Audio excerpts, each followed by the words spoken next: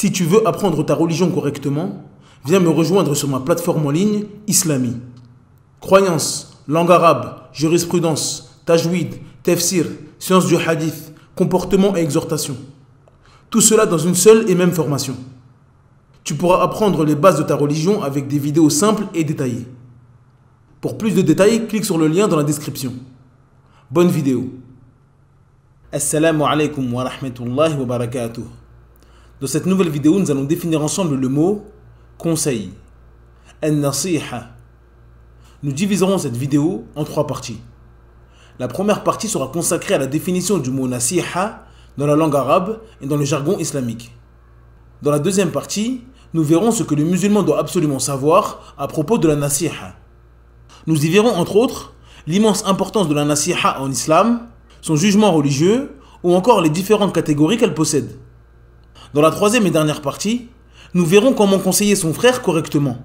Nous voyons malheureusement de nos jours beaucoup de conflits entre les musulmans à cause d'un conseil donné maladroitement, sans sagesse ou sans science. Nous verrons donc 5 points très importants qui permettront aux musulmans de faire une bonne nasiha à son frère. Sans perdre plus de temps, on passe à l'explication. Bismillahirrahmanirrahim. Alhamdulillahi rabbil alamin. Wassalatu wassalamu ala ashrafil anbiya wal mursalin. Nabiyyina Muhammadin wa ala alihi wa sahbihi ajma'in. Amma ba'd. La définition du mot nasiha dans la langue arabe. L'origine du mot nasiha vient des 3 lettres Nun, Sod, Ha, qui forment le verbe nasaha, qui signifie un accord, un arrangement ou une amélioration entre 2 choses. Quant au mot nasiha, il signifie une parole qui a pour but d'améliorer la personne qui la reçoit. La définition dans le jargon islamique.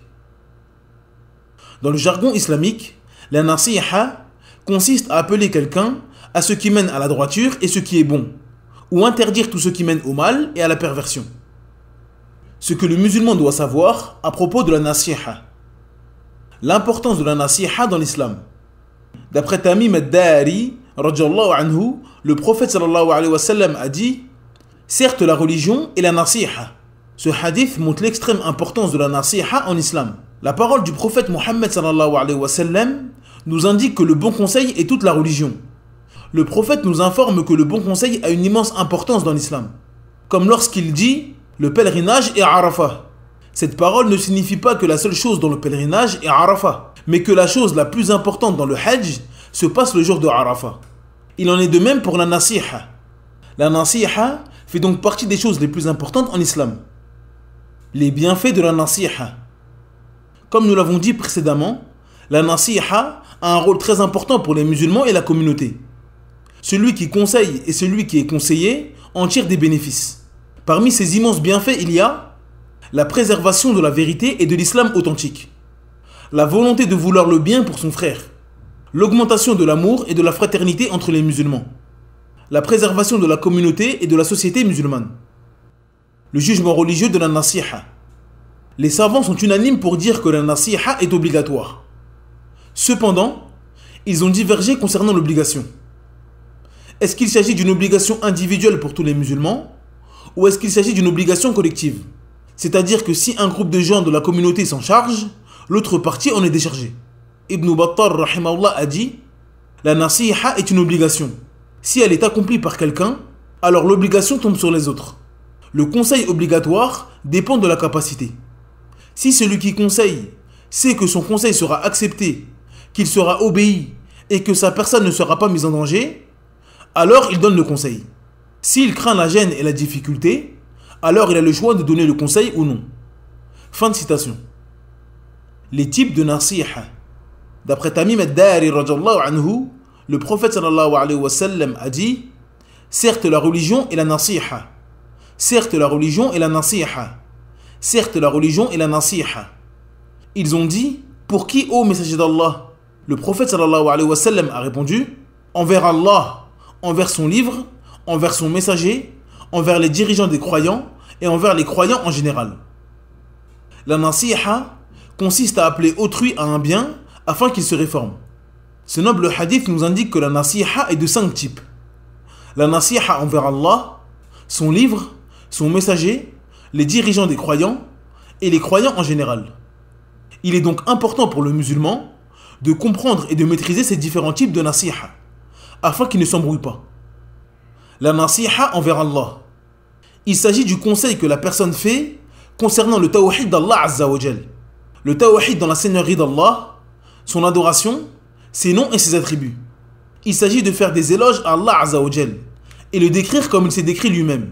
Et tout cela conformément à sa grandeur. Cela consiste également à nier toute diminution pour Allah Azza wa Jal et tout ce qui ne correspond pas à sa grandeur et sa perfection. Pour plus de détails concernant les catégories du tawhid, je vous invite à regarder les vidéos qui leur sont consacrées. Les liens sont dans la barre de description. Ce conseil concerne également l'adoration d'Allah Azza wa Jal. Il faut adorer Allah Azza wa Jal seul sans associer. Toutes les adorations doivent être pour Allah Azza wa Jal seul. Et il faut également que ces adorations soient conformes à la voie du prophète Mohammed sallallahu alayhi wa sallam. La nasiha envers Allah Azza wa Jal permet la préservation de points fondamentaux de notre religion. Parmi les points que permet de préserver le conseil envers Allah, il y a la préservation de la foi et la négation de la diminution d'Allah Azza wa Jal. S'éloigner de l'égarement dans les noms et attributs d'Allah Azza wa Jal. L'accomplissement de l'obéissance à Allah et l'éloignement de la désobéissance. L'amour et l'alliance envers ceux qui obéissent à Allah Azza wa Jal et son messager, et l'inimitié envers ceux qui leur désobéissent. L'union des musulmans sur le Coran et la Sunna. La nasiha envers le livre d'Allah. La nasiha envers le livre d'Allah se fait par son immensification, son respect, sa récitation et sa mise en pratique. Le musulman doit méditer sur le livre d'Allah. Méditer sur ses récits, ses exemples, ses ordres et ses interdits. Le croyant doit également se conformer au livre d'Allah Azza wa Jal, en obéissant à ses ordres et en s'éloignant de ses interdits. Il doit également avoir une croyance correcte vis-à-vis du livre d'Allah Azza wa Jal. Pour connaître la croyance que le musulman doit avoir à propos du Coran, je vous invite à regarder la vidéo qui lui est consacrée. Le lien est dans la barre de description. La nasiha envers le livre d'Allah permet également de préserver des points très importants.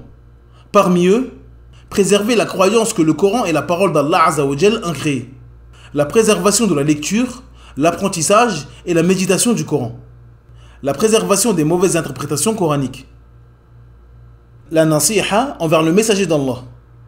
La nasiha envers le messager d'Allah sallallahu alayhi wa sallam se fait par la croyance en lui, son respect, son suivi, ainsi que l'amour envers lui, plus que sa propre famille et sa propre personne.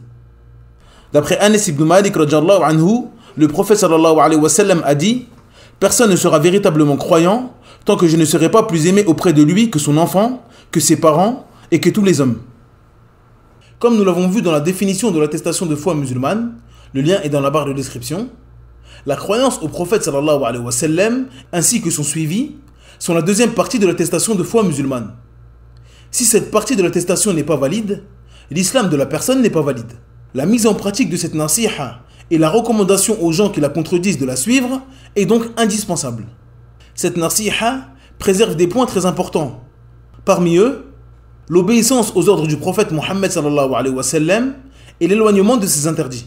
La défense du prophète Mohammed sallallahu alayhi wa sallam et de sa sunna contre les ennemis de l'islam.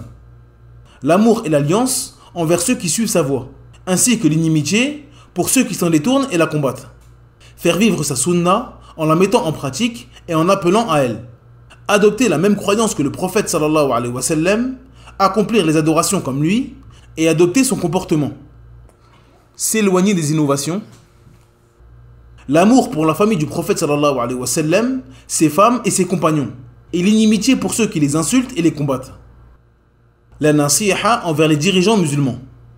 La nasiha envers le dirigeant musulman passe par son obéissance dans ce qui est licite. Il faut également l'aider dans le bien et la piété. S'il est dans l'obéissance d'Allah et sur la voie droite, il faut l'encourager et l'inciter à rester dessus. Et s'il n'est pas sur la voie droite, il faut lui prendre la main et lui indiquer la voie à suivre, avec douceur, miséricorde et science. Il ne faut surtout pas sortir contre lui avec les armes ou la langue. S'il est injuste, le musulman doit l'appeler à la droiture en privé et en douceur, s'il en a la capacité.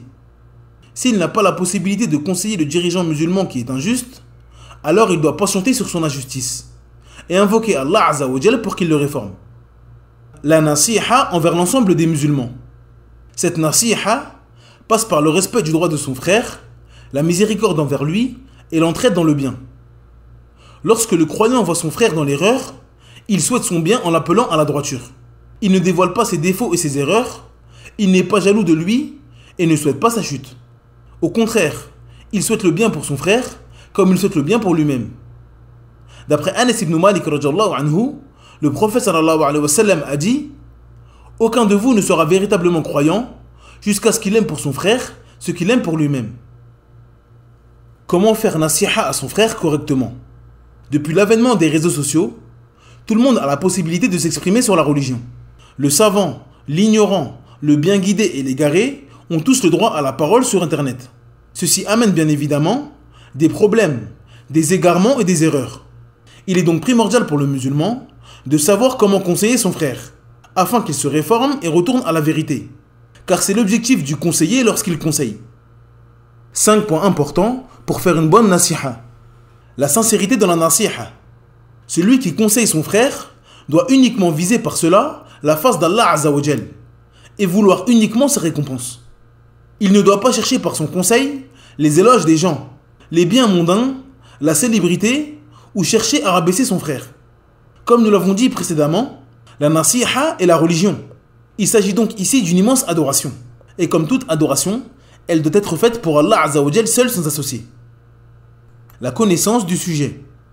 La nasiha consiste à appeler son frère au bien et à la droiture.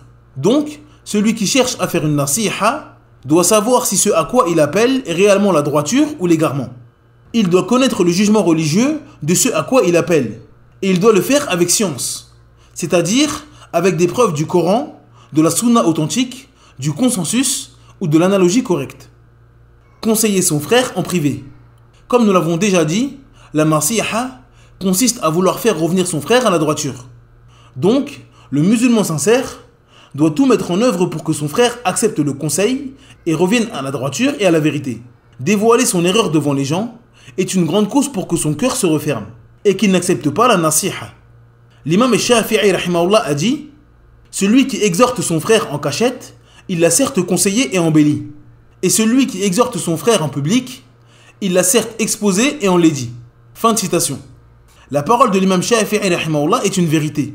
Combien de frères qui étaient ignorants de la sunna ont été pris par la main et conseillés avec science, douceur et en privé. Ces conseils leur ont permis de s'habiller de la magnifique parure de la sunna. Et malheureusement, combien de frères et sœurs se sont éloignés de la sunna à cause des nasiha faites par ignorance, sans sagesse et devant les gens. Ceci les a malheureusement enlaidis, car ce fut une des causes de leur haine de la sunna et des gens de la sunna. Il y a également beaucoup de gens qui disent: l'erreur qui a été faite en public doit être corrigée en public. Cette règle est correcte, mais elle est malheureusement mal comprise par beaucoup de gens. Si nous voyons notre frère faire une erreur devant les gens ou sur les réseaux sociaux, nous devons penser du bien de lui. Il faut venir le voir en privé afin de lui signaler qu'il s'est trompé avec preuve et bon comportement. Si son erreur s'est propagée dans la communauté, il doit donc signaler en public qu'il a commis une erreur et qu'il ne faut pas la suivre. Comme nous l'avons dit, celui qui fait le conseil doit être sincère pour Allah Azza wa Jal. Il doit à tout prix vouloir que son frère revienne à la vérité. Il ne cherche pas à s'élever sur les autres, ni à obtenir la célébrité. Peu importe que les gens sachent que c'est lui qui a fait la nasiha ou quelqu'un d'autre. Ce qui lui importe, c'est que son frère revienne à la vérité. Que cela passe par sa voix ou celle d'un autre. Mais malheureusement, beaucoup de personnes souhaitent que les gens sachent que c'est eux qui sont la cause de la réforme d'un tel. Certains attendent même l'erreur de leur frère pour les dévoiler devant tout le monde. Fudayl ibn Iyad rahimahullah a dit: le croyant cache les défauts, exhorte et conseille, tandis que le pervers dévoile, expose et divulgue. Fin de citation. A noter qu'il ne faut pas confondre le cas que nous venons d'exposer avec celui qui refuse de revenir de son égarement, qui persiste dessus et appelle les gens au faux. Dans ce cas précis, il ne s'agit plus de nasiha, mais d'une mise en garde. L'objectif n'est donc plus de faire revenir la personne à la vérité, car il est entêté et persiste sur le faux. L'objectif ici est donc de mettre en garde les musulmans contre son mal. La nasiha dans ce cas est donc pour l'ensemble des musulmans, et non pour celui qui persiste dans le faux. Mais nous verrons cela prochainement, Inch'Allah, dans la vidéo consacrée à la mise en garde. Pour ne pas la rater, je vous invite à vous abonner à la chaîne et à activer la cloche de notification. Ibn Hazm rahimahullah a dit, lorsque tu conseilles, conseille en secret et non en public, sauf pour celui qui ne veut pas comprendre. Dans ce cas, il faut le faire en public. Fin de citation. Choisir le bon moment. Lorsque le musulman voit son frère tomber dans l'erreur, il doit se creuser la tête pour savoir quel serait le bon moment et le bon endroit pour lui faire nasiha. S'il sait qu'un moment est plus propice qu'un autre, il doit faire sa nasiha à ce moment précis. Il doit également prendre en considération la personne qu'il a en face de lui, afin de ne pas le lasser et l'ennuyer dans ses conseils.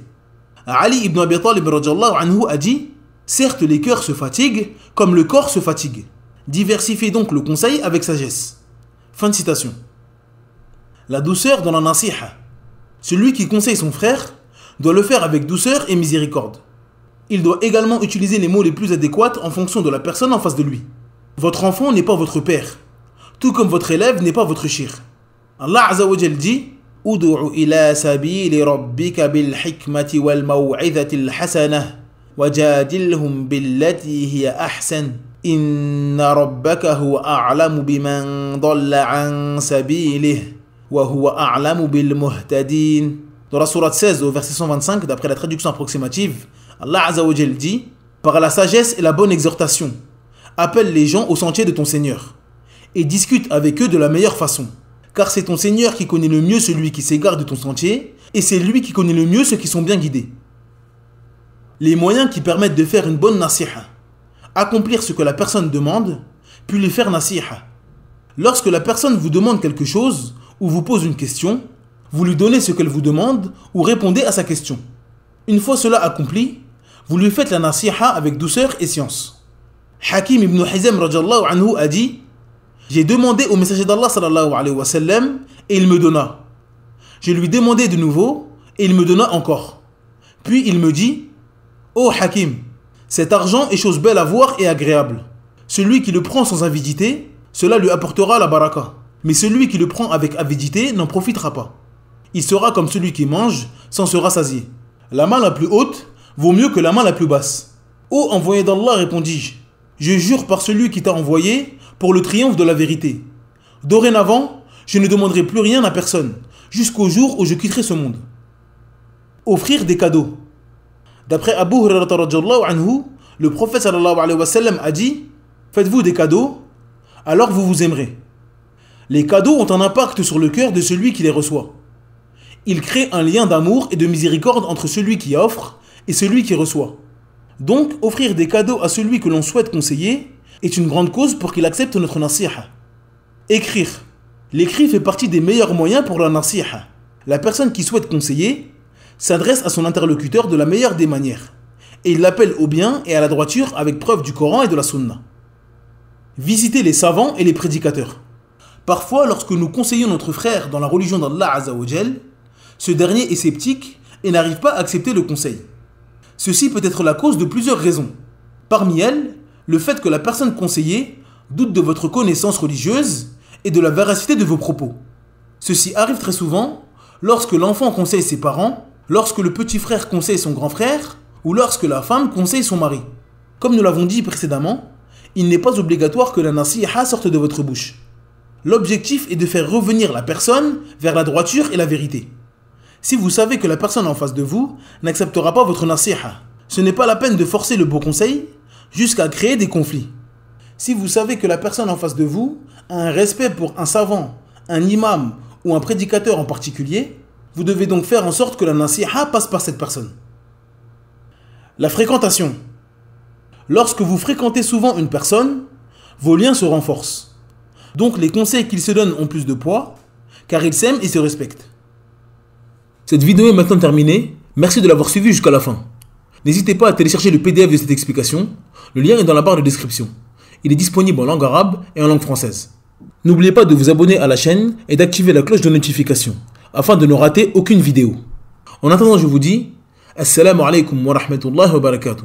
Subhanakallahumma bihamdik. Ashhadu an la ilaha illa ant. Astaghfiruka wa atubu ilaik.